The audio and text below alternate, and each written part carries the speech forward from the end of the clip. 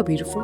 Welcome to today's conversation where we're going to talk about emotional exhaustion and how to prevent it from affecting you and your daily lifestyle.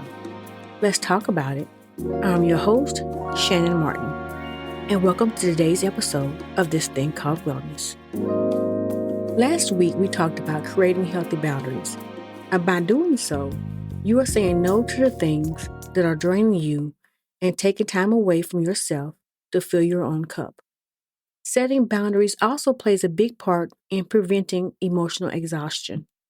One day, my husband and I were driving, having our usual family conversation about what we're going to do with this or that, budget, and all the things. This was our time when we managed life. All of a sudden, I began to cry, and I couldn't stop. My husband asked me, why was I crying? I said I was upset because I forgot to put money on our son's lunch account. I was forgetting to pay bills and was just off on our monthly budget. But I didn't like not having money in my son's lunch account. Luckily, he was in elementary school at this time. This was when they called and say, hey, we have them for today, but please send in money tomorrow. I was like, okay, I got it. But when it came to our bills or not calculating correctly, it meant we'd have to move things around. And we didn't like to do that. It was okay to do this at times, but this was happening regularly. I was in a constant haze. I couldn't think clearly or plan the household's daily routine, and the exhaustion was showing. My husband said, it's okay. Things happen. But I knew I had to let some things go. You don't know why you're exhausted. You're fighting a war inside your head every single day. If that's not exhausting, I don't know what is. Anonymous. I told my husband, I feel like I'm walking through fog inside my head.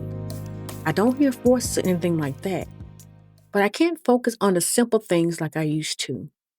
I need you to take over the finances, and I do my best to still take care of home. I knew there was a lot to ask of him, but he was very concerned. After all, we are a team. He worked and I took care of the home. And now I'm not able to hold up my end of the bargain. He said it's okay. In sickness and in health, right?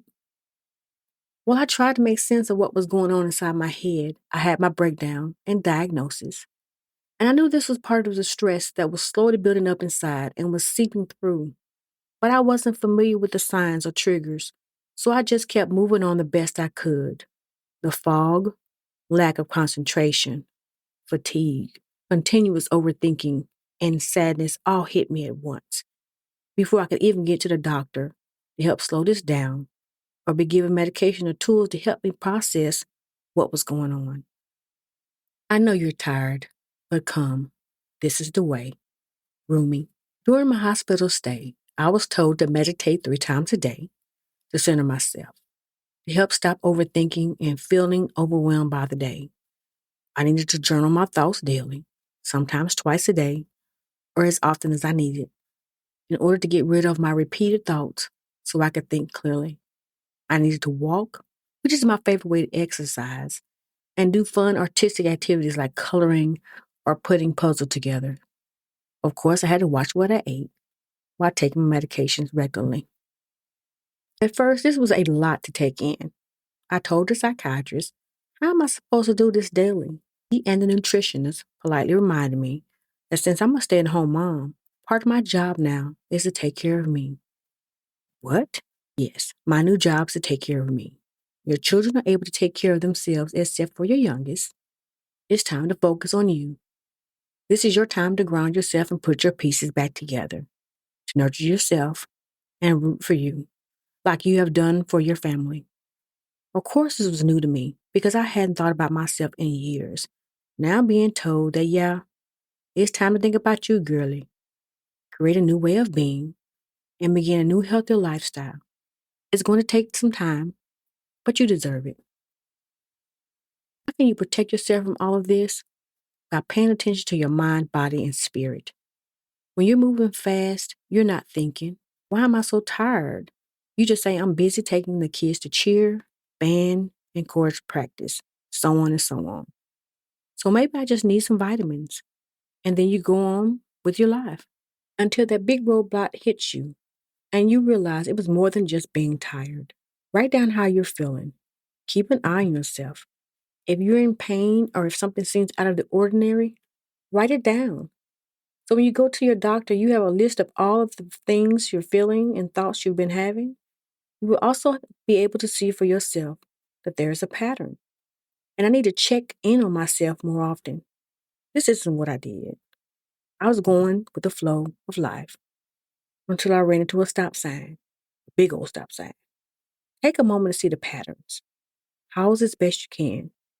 Make time for you.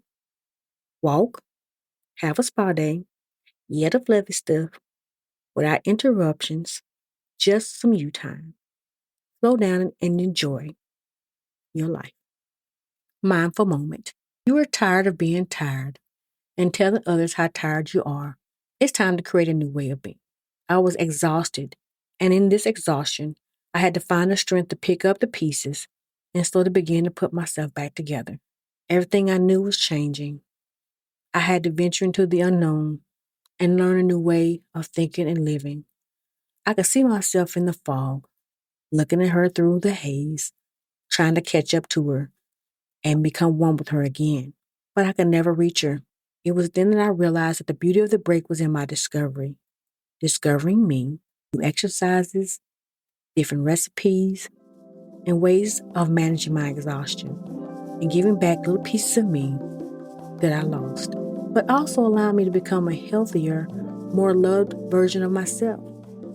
No matter how long it takes in the darkest of days, remind yourself that you are becoming the vibrant woman you see in the fog, and you are welcoming her in with open arms. I hope you have enjoyed this week's conversation. I'm your host, Shannon Morgan. Join us next Wednesday when we talk about finding your calm. If you enjoyed today's episode, please share with someone you think would like to join the conversation. Disclaimer: I am not a licensed mental health professional. The information provided here is for general informational purposes only and should not be considered a substitute for professional mental health advice, diagnosis, or treatment. If you need help, please consult a qualified mental health professional.